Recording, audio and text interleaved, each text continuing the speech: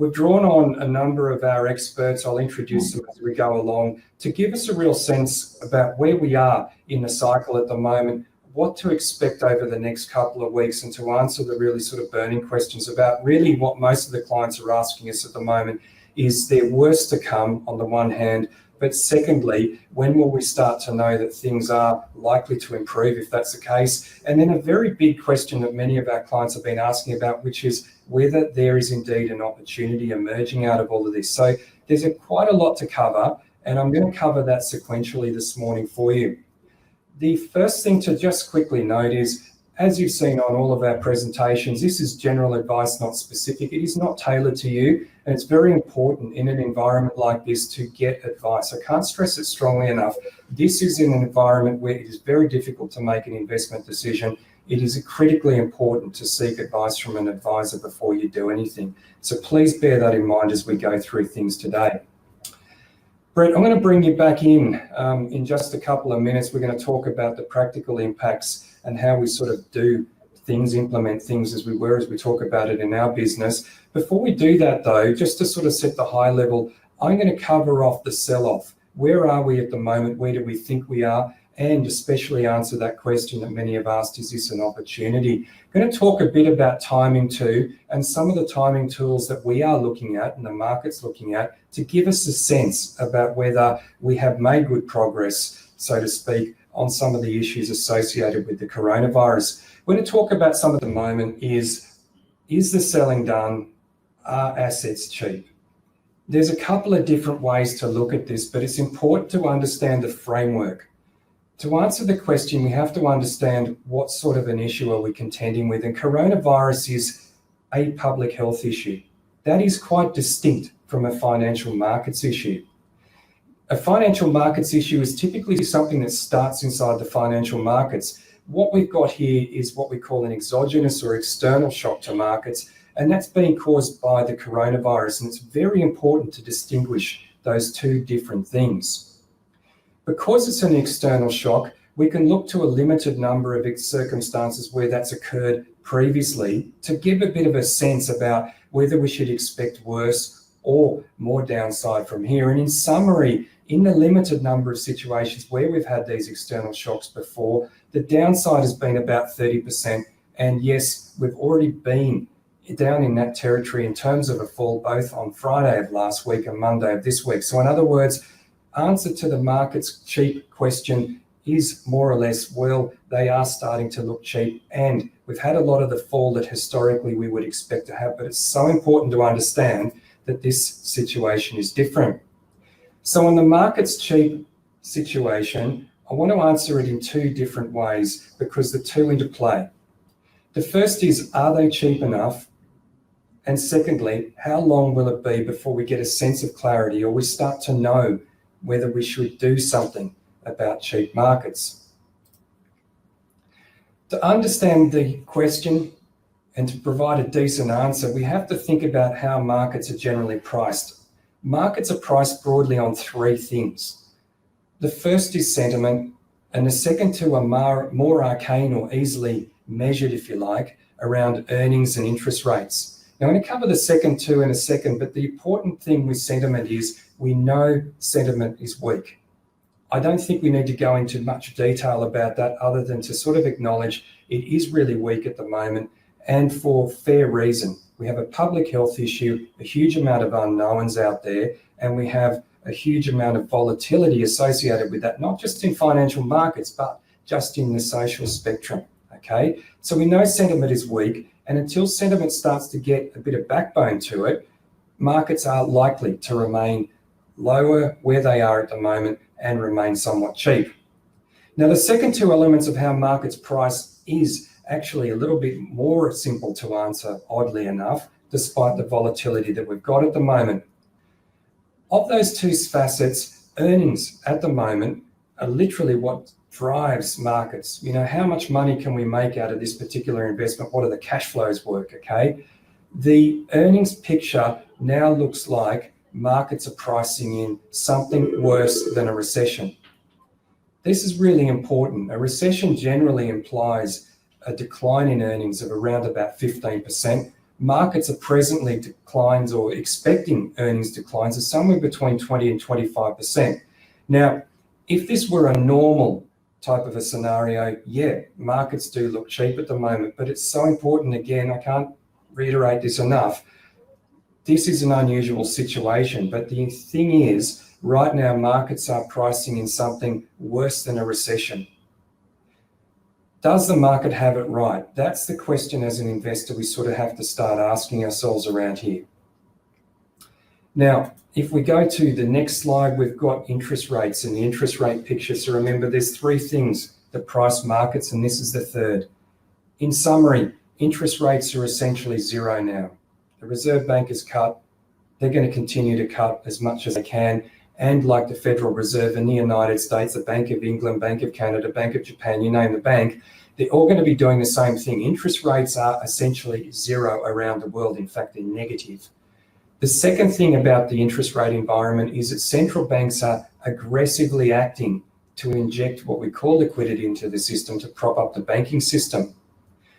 This marks a very important distinction from financial crises. Remember, I said earlier, this is a public health crisis. This is not a financial crisis in its current form. One of the things we're seeing at the moment is central banks, and I'm going to talk in a moment with Brett about this, governments acting extremely proactively to put liquidity into the system and to support asset prices. This is why it's also very different from some of the previous sell-offs that you've probably been through in the last 10 or 20 years. So what this really means from a are markets cheap type perspective is, number one, we know sentiment is weak, and I can't tell you enough, until sentiment turns around, you're unlikely to see a sustained rally in asset prices. The second thing is earnings picture is very opaque. It's extremely unclear, and that's why markets are so volatile. But at the moment, markets are pricing in a scenario worse than a recession. And then thirdly, there is an enormous amount of market support provided through cheap money and low interest rates that will eventually start to support assets, and it's come very, very quickly. Now, I just want to pause for a couple of minutes, and I want to just introduce an international perspective into things. Massimo GUIATI is the CEO of AZ Investment Management. He is an Italian based in Hong Kong. He's got a lot of experience in markets, and I wanted to have a chat with Massimo because of his Italian perspective and his China and Hong Kong perspective, having lived there for many years, as to where he thinks we are in a cycle. And there were really two questions I wanted to ask him.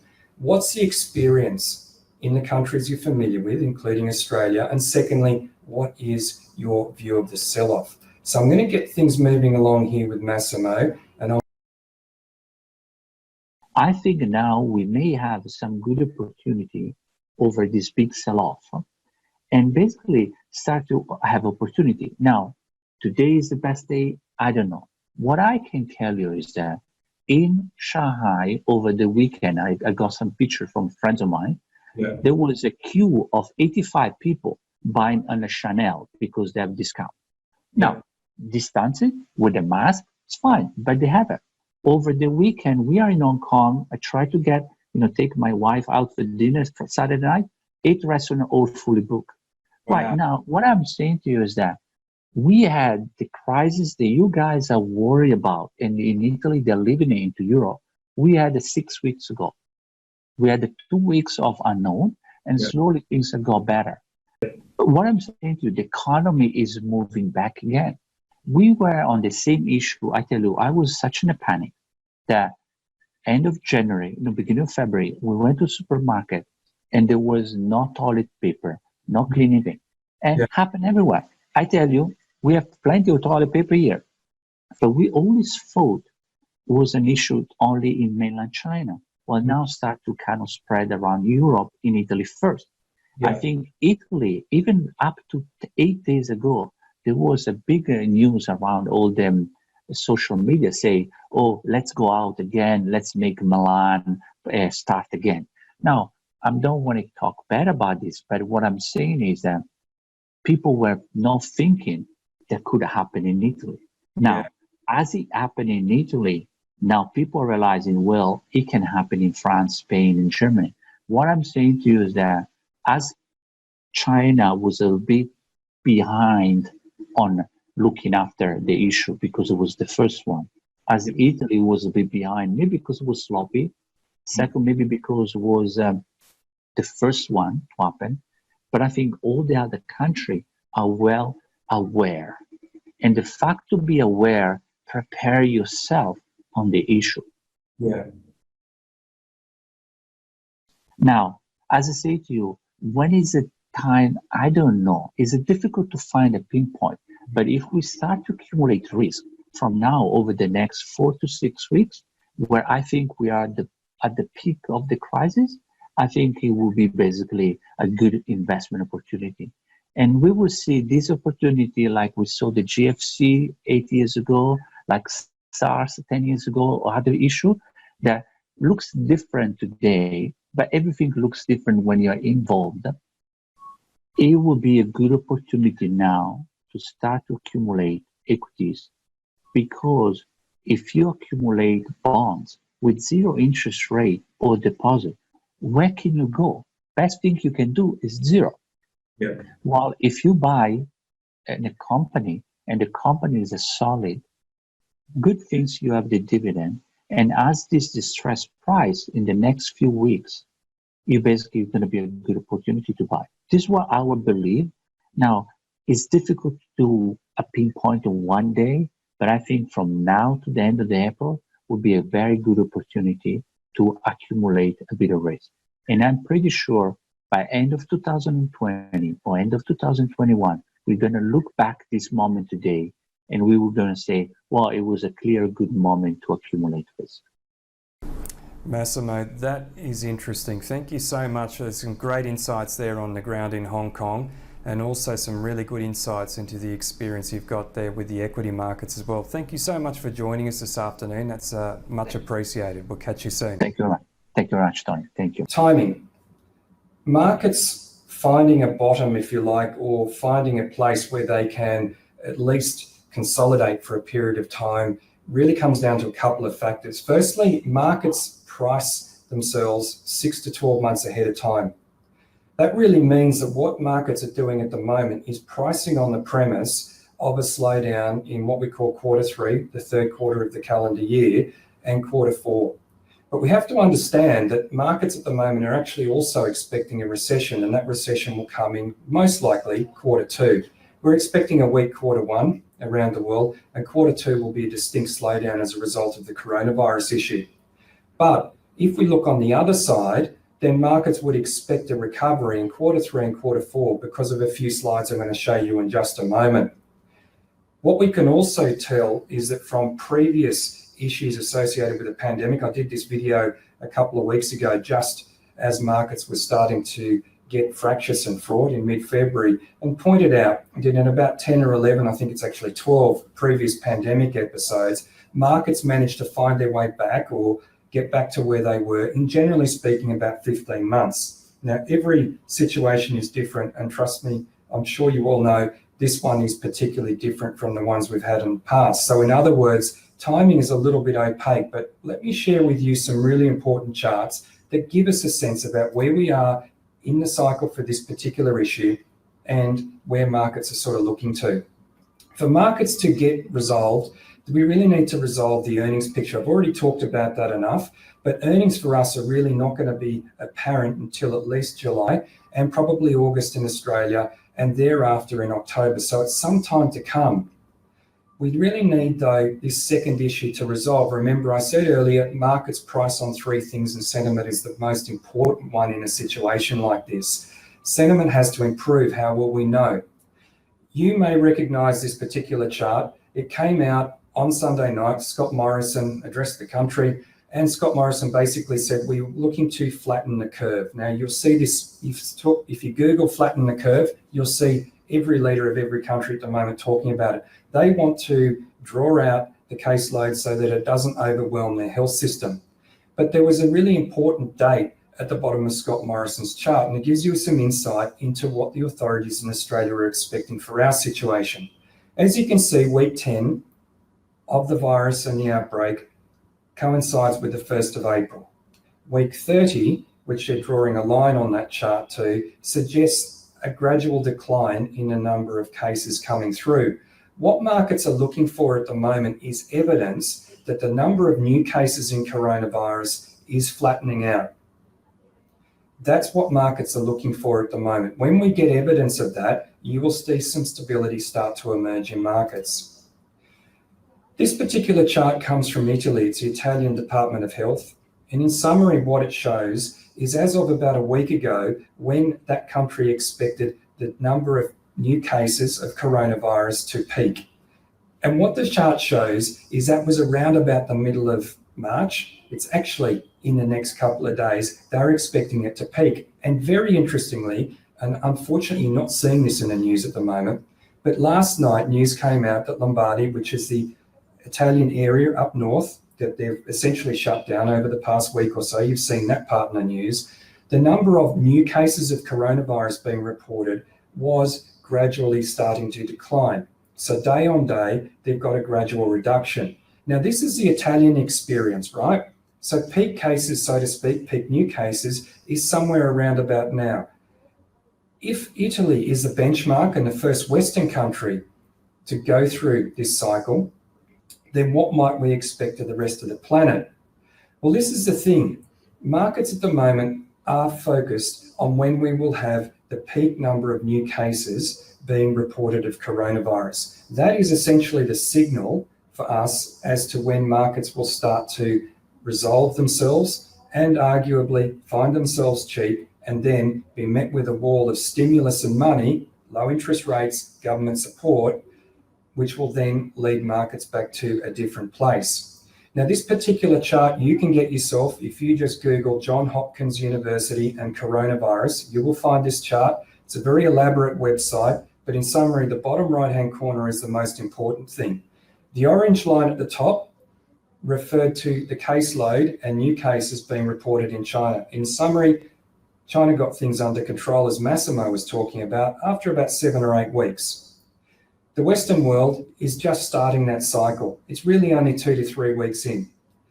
If markets perceive that the caseload and new cases being reported starts to level out in the next couple of weeks or months, that's when markets will start to stabilize. So that second important point around timing is as simple as this. Watch these charts. That is going to give you a sense about, are we getting on top of the pandemic issue, and can markets find some confidence in the data? Okay. Johns Hopkins University, coronavirus, Google it. You can follow it as well. Publicly available information. At the moment, the Western world is still climbing as you'd expect, but if we were to draw all of this together, folks, what we essentially see and expect at this stage, and please understand this is speculation, is that markets should start to find a level and some confidence in respect to the coronavirus issue during the month of April. Our expectation is it will be somewhere later in April than earlier, and that time frame is going to be completely dictated by these charts. So that's the timing question and the valuation question. But in summary, yes, markets are looking cheap, but we don't know if they're cheap enough because we don't know where this caseload data is going to go. But secondly, if the Italian experience is replicated in other parts of the Western world, including Australia, and especially the United States is the most important situation in terms of the global economy now.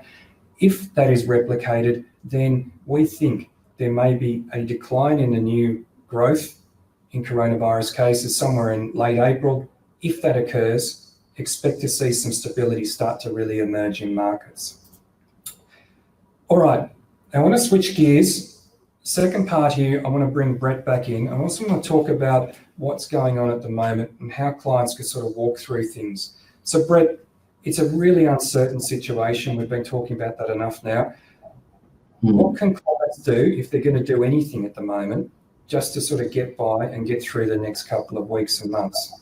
Look, hopefully the fact that they've been engaging with planners during the years, there's always an element of cash that we put aside for clients, whether it be to fund cars or just as an emergency reserve for rainy days or funding holidays, which to some extent might be put off now because you can't actually travel. Now, having cash ready is always a comforting thing for people, but also the way that we, both in Adelaide and Sydney, construct portfolios. You're never 100% invested in a particular asset class. So there's diversification, including cash and fixed interest. And when the markets are rising, we do rebalancing and we move money from the investments that are been growing into cash. And the reverse will happen as well. When markets have dropped, we'll be counter-cyclical and we'll be evolving the cash and moving them into the growth assets ready for the upturn. So, just make sure that you've got cash in the bank that you're comfortable with. To go and change a risk profile means that we haven't got the answers to your previous questions right.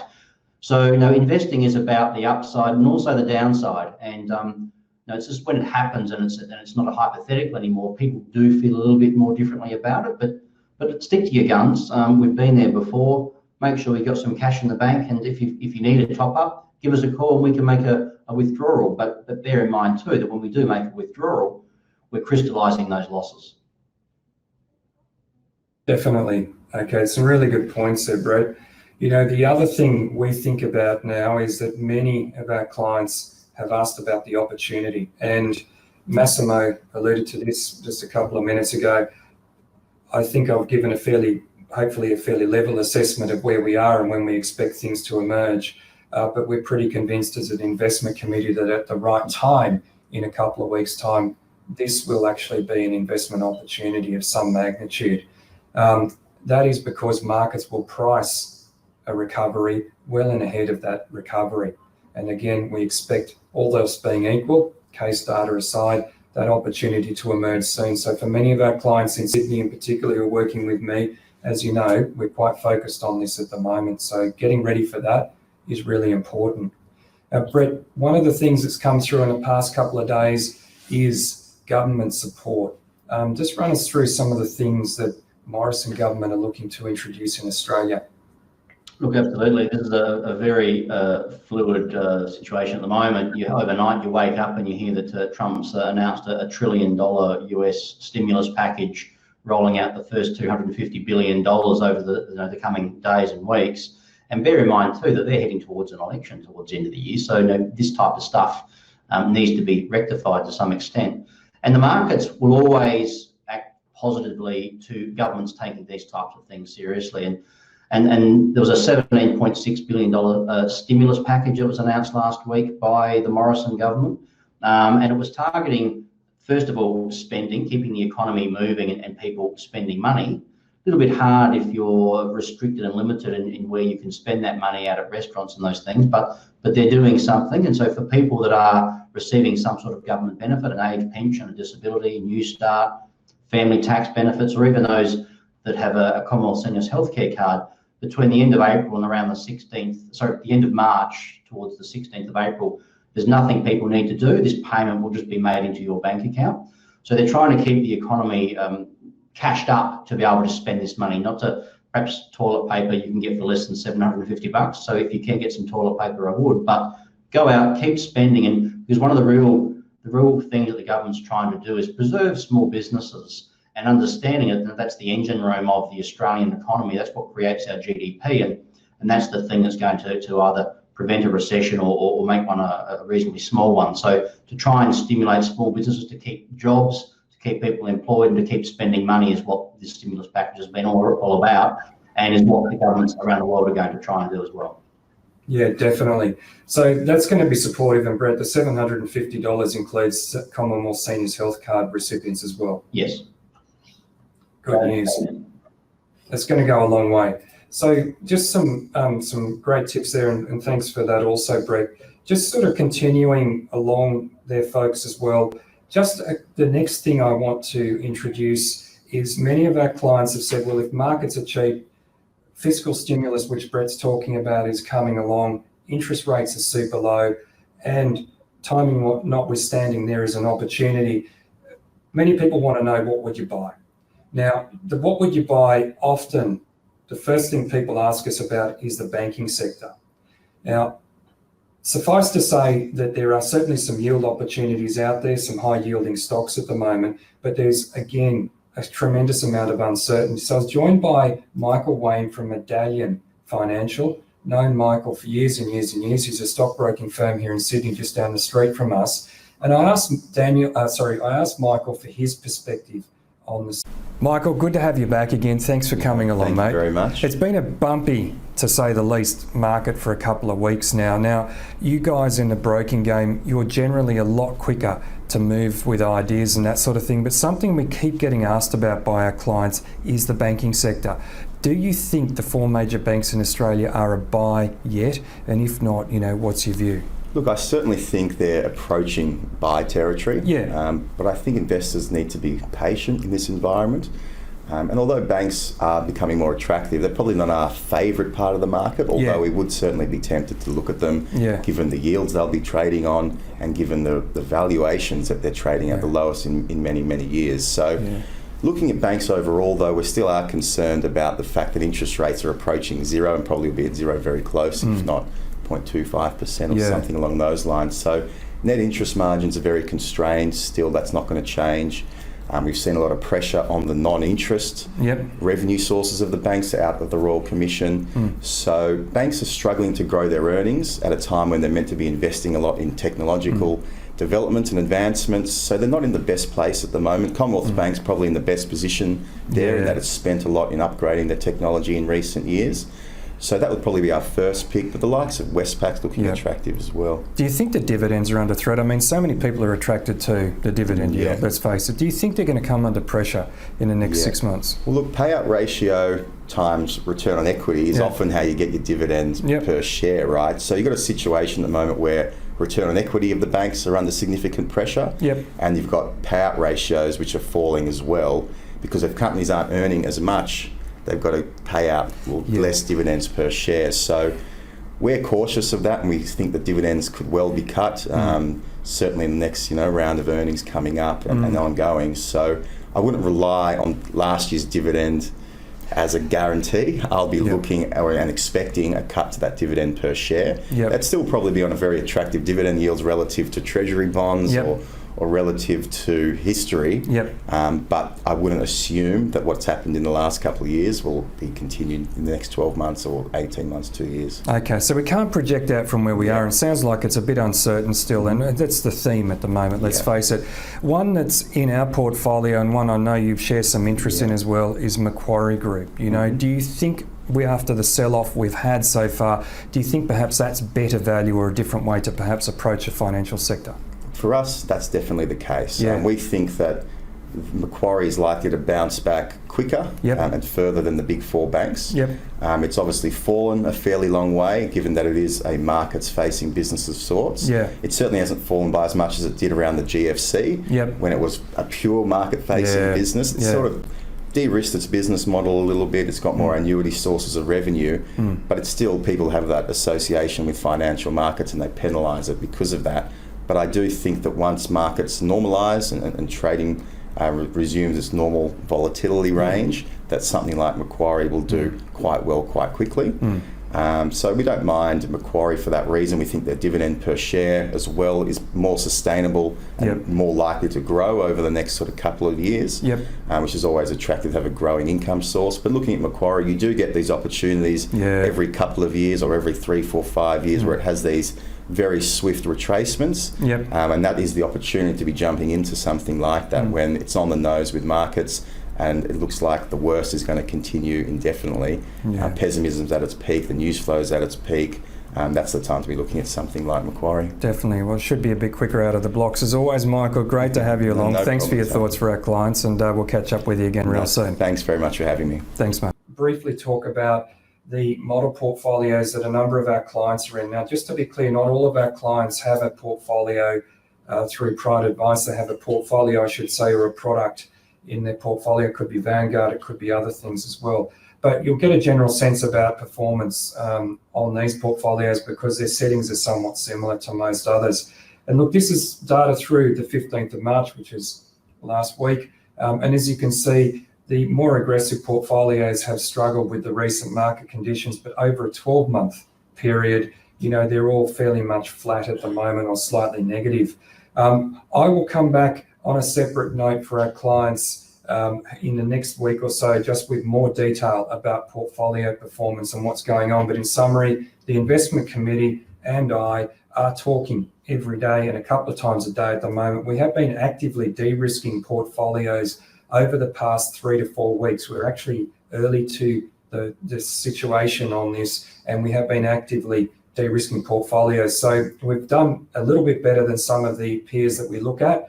And at the same time too, we're continuing now to look a little bit further afield for what's next. As we sort of talked about today, we think that there's going to be some opportunities emerging, and we're starting now to gently position the portfolio to take advantage of those things. You'll see this coming through from other portfolio managers as well, that equally you would expect at the moment they'll be vigorously working in their clients' interest to make sure that the portfolios are well constructed and at the same time looking for opportunities. So I'll come back with some more information on that in the next week or so, including a video from one of our investment committee members, Daniel Cuthbertson, and what we talk about there is what we call real assets, which is a segment or an asset class that is of distinct interest at the moment and might be worth having a look at.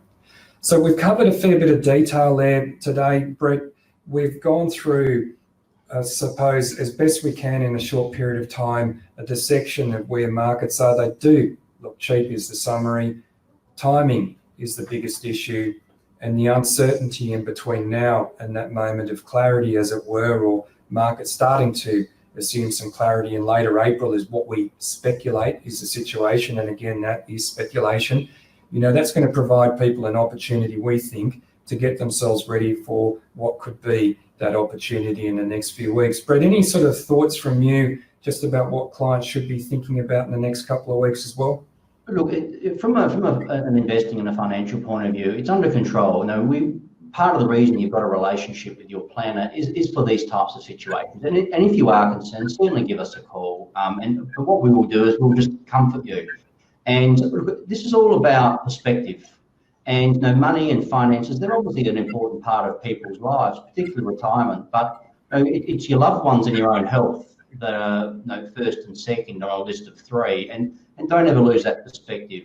We deal with a lot of cancer patients and people that are going to die today, and they don't even know it through accidents. So just have a bit of perspective, get on with life, enjoy yourself, do the right thing, be an Australian, and just don't try and worry too much about this stuff. It will work itself out over time. Definitely. Give us a bell if you have any questions. And for those who are interested in talking, you know, and planning ahead for the next couple of months and what's there, whether it be, as Brett was talking about, your cash position, or secondly, you want to sort of look through and wade through the options and alternatives. If we're not already having that conversation, and we are for many of our clients here in Sydney, you know, drop us a line and let us know. There are going to be some good options available. But in the meantime, as Brett says, you know, focus on the important stuff. Markets will recover. We know that from history. We know that that will be the situation here. It's just, again, a matter of timing, okay? Brett, thanks for joining us today. That was good. And guys, we will be seeing plenty more from us on a fairly regular basis over the next few weeks via the Lions Raw. That's a newsletter that comes through every couple of weeks, but we'll probably increase the frequency just for a little while and keep you abreast of what's going on in markets. And Brett, for all of us here, it is business as usual over the next couple of weeks. We can all get on with the job, and we are. Our clients are our focus. Nothing really changes for us operationally. We've got most of our team these days do work for us remotely anyway. So it's really just a continuation of what we normally do. Yep. Terrific. Folks, I'm going to leave it there for today. If there are any follow-on questions, drop us a line. You've got the office numbers, or drop a line to Brett or myself directly. Always keen to talk. So keep well, and we'll look forward to speaking with you again over the next few weeks. Bye for now. Bye.